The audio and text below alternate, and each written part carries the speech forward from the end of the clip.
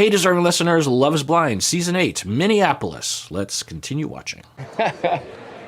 Oh, yeah. So beautiful. I love that. So what do we need to know about you, Dave? My friends, they're all having kids right now, and I'm like, I want a kid. I'm like ready to like start doing that. It looks fun. Ready for that next step? We bonded on that too. I mean, like the fact that we talked about like kids, like. I know. Okay. It's hard to know what he even said because it was edited, I think. But from the edit, he says, my friends are all having kids, and I want a kid too because it looks fun. I'm paraphrasing.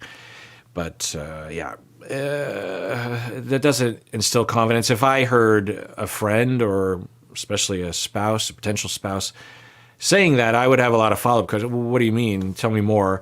Because I would want someone to say that the other typical, not everyone is a poet when it comes to describing how they feel and about life's motivations, but I would want something more than I want kids because it looks fun.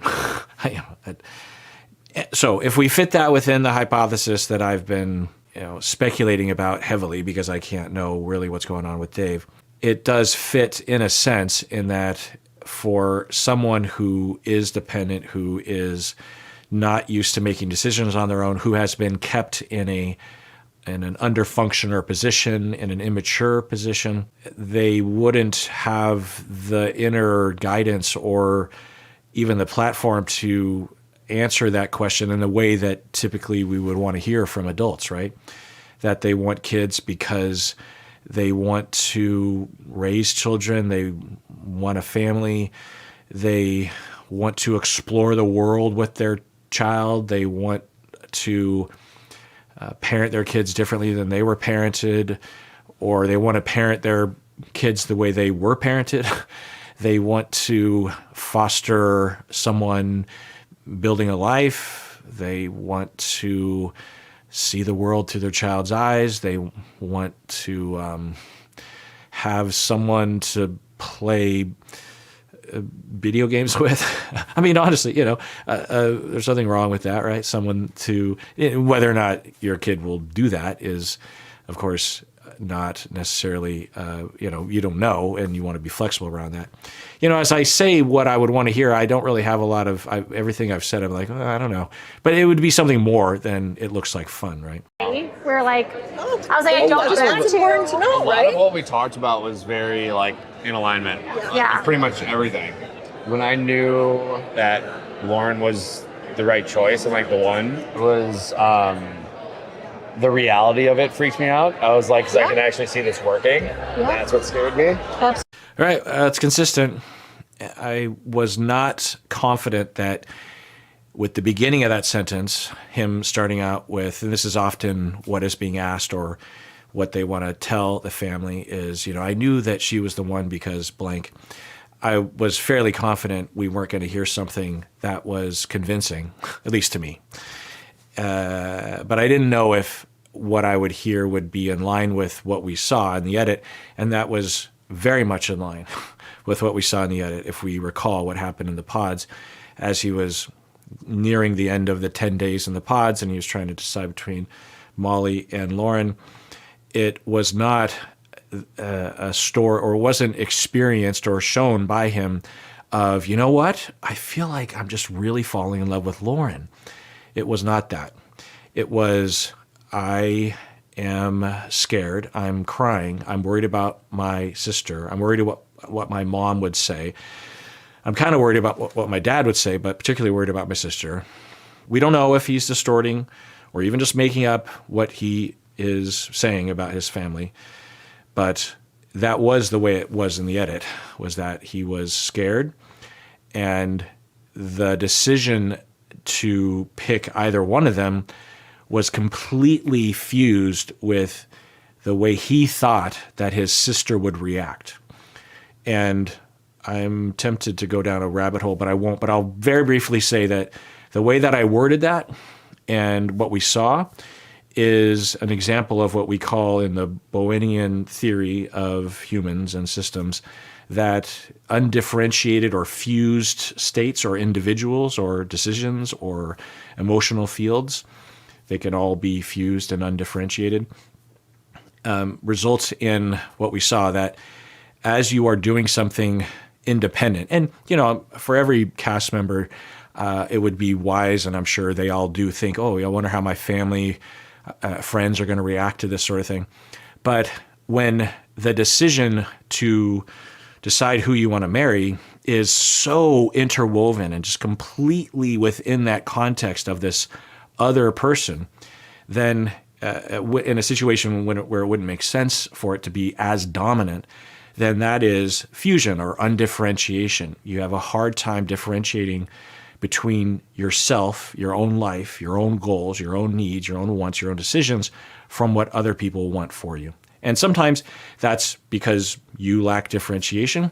Other times it's also because, or in lieu of that, it's because of the way that the relationship is. You're being abused or controlled or something like that. I did, but I wasn't expecting what I got. I just feel bad because my sister, she just didn't expect me to get this far or keep it going. And I kind of led her on to be it's not going to. She's like, why are you lying to me? Why aren't you just telling me what's going on? She just has such high expectations of me. All right, so it's interesting.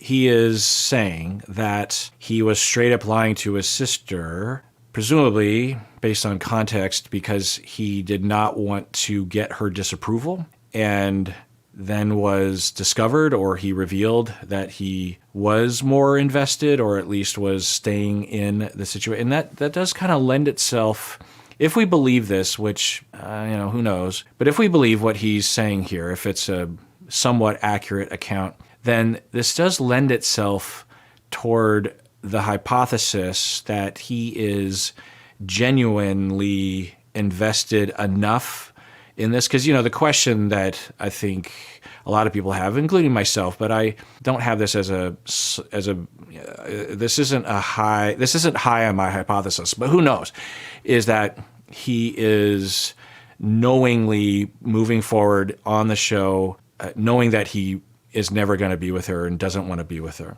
I mean, certainly there's a lot of evidence in that direction. I mean, the fact that he doesn't want to spend time with her, that he keeps bringing up ridiculous reasons to stay distant from her, that kind of thing.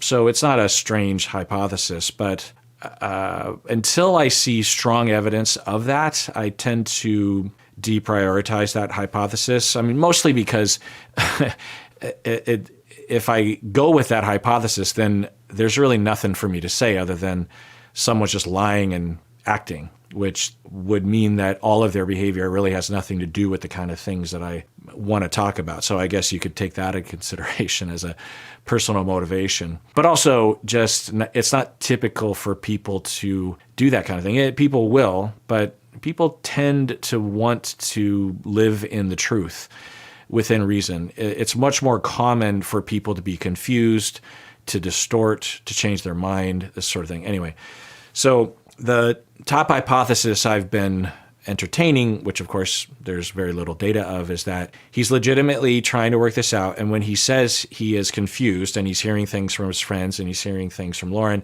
he truly doesn't know what to do, that he is operating from a place of over-dependence and incompetence, meaning he believes he's incompetent, and a need to be told what to do while he resents people telling him what to do.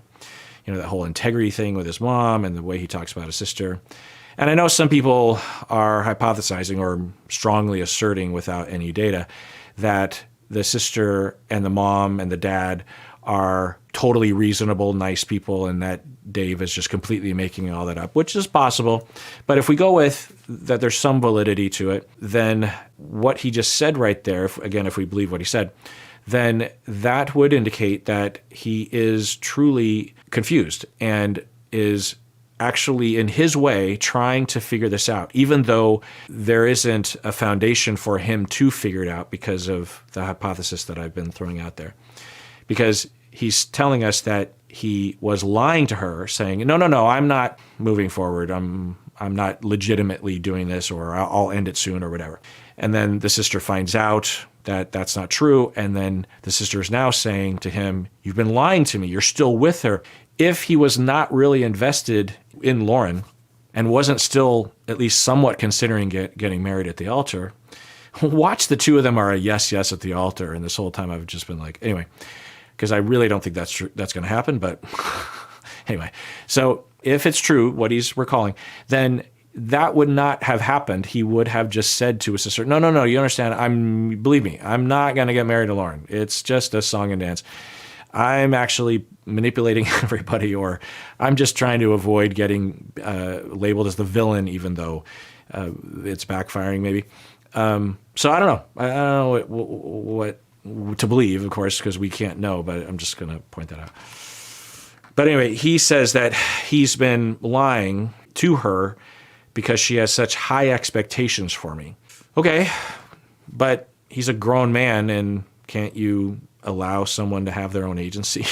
Can't you not put on the emotional blackmail methods, even if you're right? Right?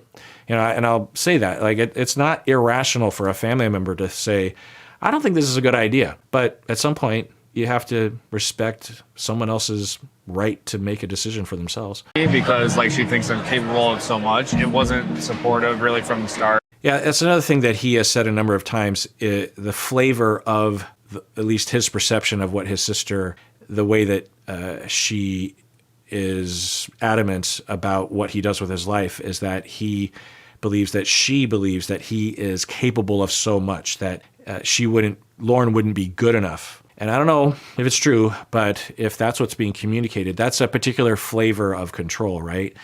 It's a kind of a narcissistic way. It's not narcissistic personality, but it's telling someone that you're special. It's weird, right? Parents can be this way sometimes. And the way he's portraying the sister, it's like she's a parent. And we could imagine why that would have happened given the death of his mom. But the way that it can be communicated to children is a double-edged sword, that on one hand, it feels very complimentary, right? That the parent is saying, you are a very special person. You deserve so much in life. And I have so much faith that you are going to amount to a lot. You're capable, and you're beautiful, and you're interesting, and you're funny, and whatever. At the same time, they will have this other edge of the sword of, and I don't think that you're capable of making your own choices. And if anything doesn't rise to my understanding of what is superior or special or whatever, which perhaps nothing would, then I'm going to emotionally punish you. So it has this weird effect where, as a child, you think, oh, I feel good about myself, but why do I feel so bad about myself? Yeah. But you never even tell me that, about your dating life. She's like, I could have set you up with people that I know, or like, you never reach out about that stuff. Yeah. I'm like, good point, I guess. Like, I never talk about that stuff. Yeah. Now I'm to a point where she didn't expect me to be, and I told her I probably wouldn't be. So yeah, it's a lot. Our relationship is going to be better. Again, the way that he lays that out, if we go with the hypothesis that he is telling at least a version of the truth, or mostly of the truth, because you imagine that there would be some things that he would be hiding, but it wouldn't be like a big thing. Anyway, so if we go with what he's saying as being genuine, that it is in line with other moments where he has talked about his internal process. It is completely framed as what the other person wants for him and why they want that for him. And then he just sort of stops. And I'm going to rewind it a little bit and just take note of it. I can't know about Dave, but it is evidence of this incompetent schema and this overdependence and this underfunctioning that they don't have. Because for most people that don't have this condition, they, at least in their mind, and it would be evidenced by the way they processed it and talk, particularly in a situation like this, that they would concern themselves and occupy their mind and their words with what the other person wants for them. And then they would say something along the lines of, but here's what I want. Here's how I think. Here's what I want for myself. Here's how I feel. Here are my dreams. Here's my thoughts, my feelings. But it's possible that he, one, doesn't know how he feels, what he needs, because he was denied that early in life. And any movement in that direction has been squashed by the family dynamic. So let's rewind that. Me that, about your dating life. She's like, I could have set you up with people that I know are like, you never reach out about that stuff. Yeah. I'm like, good point, I guess. Like, I never talk about that stuff. Yeah. Now I'm to a point where she didn't expect me to be, and I told her I probably wouldn't be. So yeah, it's a lot. Now that was obviously edited, actually, rewatching that. We can even see his mouth continuing down that sentence or that paragraph, and then they just insert. So yeah, it's a lot. It's very abrupt. Now maybe there wasn't anything there, but we can't know.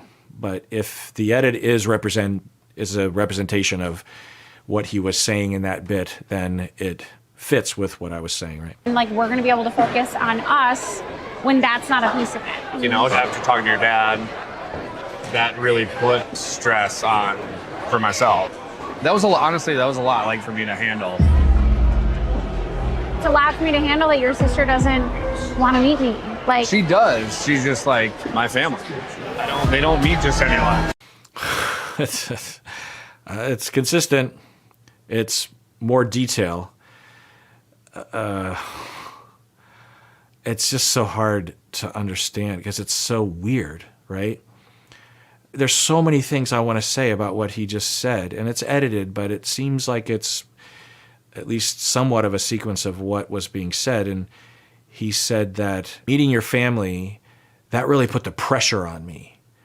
And he made it sound like, and it could be very much experienced that way for him. And since he lacks experience and there's a very regressive, childish, immature stance that he's in when he is dating or contemplating moving outside the family, then it would make sense, right? If you have a 13-year-old who is dating, the way they would talk about this kind of triangulation might be along those lines, but we wouldn't expect a 13-year-old to have an advanced understanding of all the different elements, like, okay, here's what my family and what do I want and what's the big picture and how is this affecting you?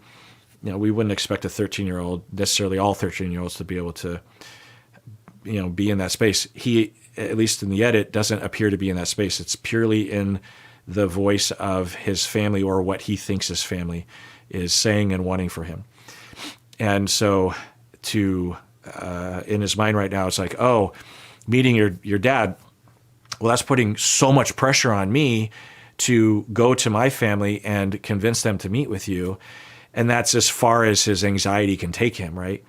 Most other people in his shoes would say, but if I'm getting married, or at least I'm even halfway considering it, some resolution, either they have to meet with you, or I have to convince them that they have to meet with you, or I just have to put that behind me and move forward, but he's stuck, right? It seems, at least on the surface. And then, so there's that bit, and let's rewind that. After talking to your dad, that really put stress on for myself. That was honestly, that was a lot, like, for me to handle. Again, that was edited, but it was a lot for him to handle. What? What do you, what?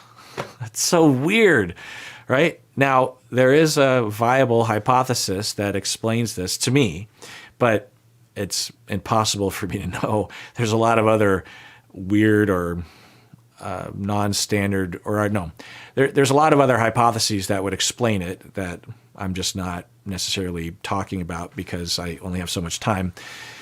There's also just, it could be because it could be coming from a place that I just can't conceptualize.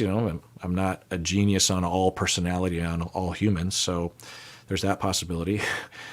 But it's just so strange, Yeah, meeting your dad put a lot of pressure. It's almost like he's blaming her. Like, why did you do that to me? And if someone's coming from an immature, regressed place, it could feel that way to them, right? And then she responds by saying, well, it's a lot for me to handle that your sister doesn't want to meet with me. it's a lot for me to handle that your sister doesn't want to meet me. Like, She does. She's just like my family. They don't meet just. And then he says, she does. And I'm thinking, oh, okay. And then he says, she's just my family. I think what he means is, my family. They're really particular about these sorts of things, meaning they don't let me make my own choices, and they don't meet just anyone. Are we seeing another Stacy and Izzy situation? Remember Stacy's dad about like the first class tickets? I mean, is it something like that? Someone emailed in, or was it the survey, and said something about there are some indicators that he comes from the kind of classist, upper class situation, given what he said about Catholic private school or something. Is it something along those lines, like a cartoon of a rich person?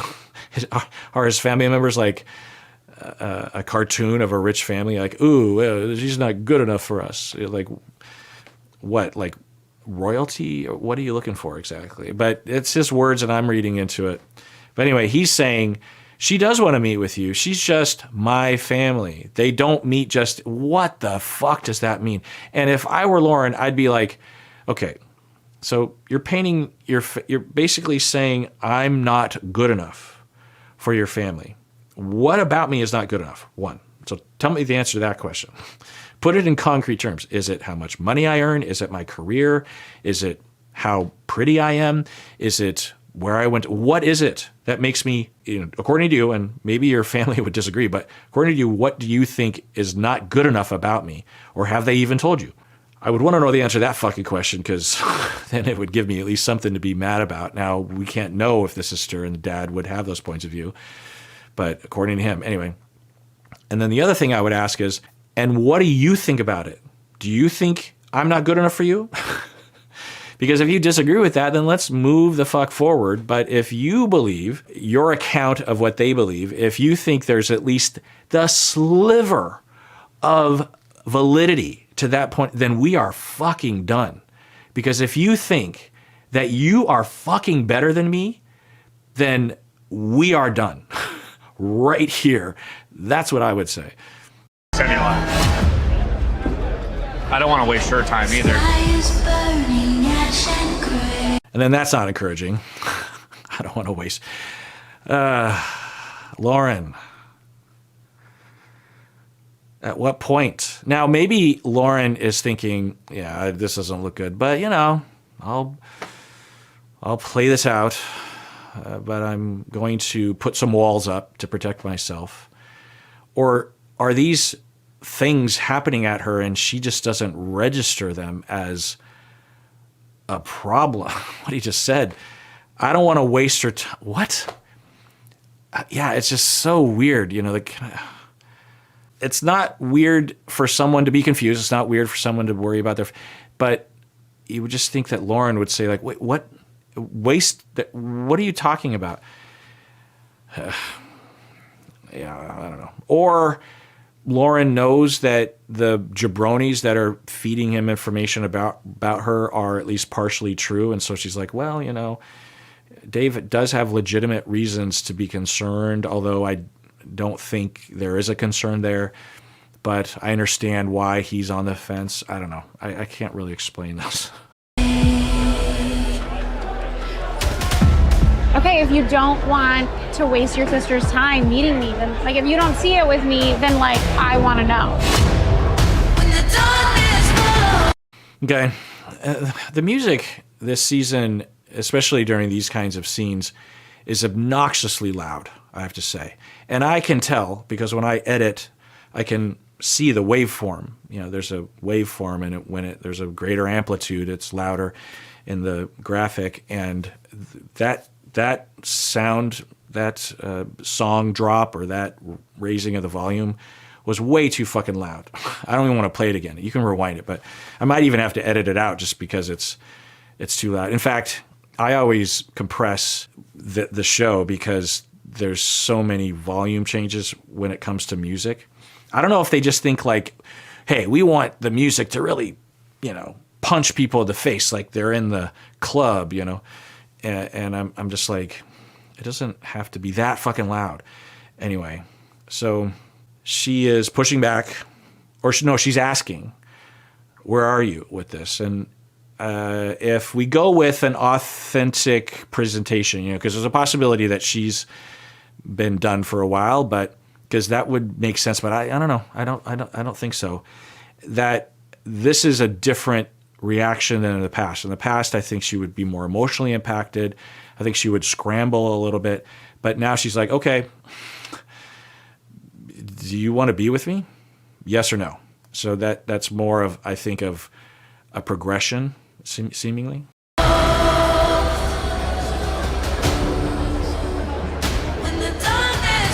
I don't know like how much longer I can like keep like doing this.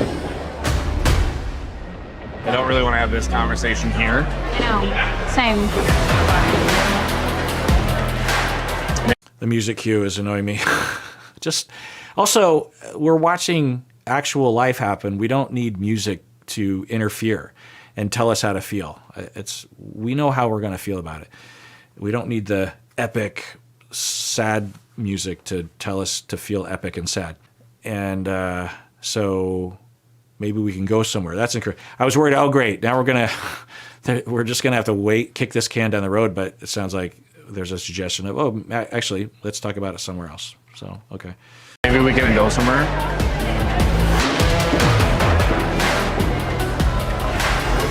Yeah. When the darkness falls. Yes, I hear you. Darkness falling. Keep it down. All right, well, let's adjourn there. Continue next time when I continue watching the show, if you care to. And everyone out there, please take care of yourself because you deserve it. You really, really do.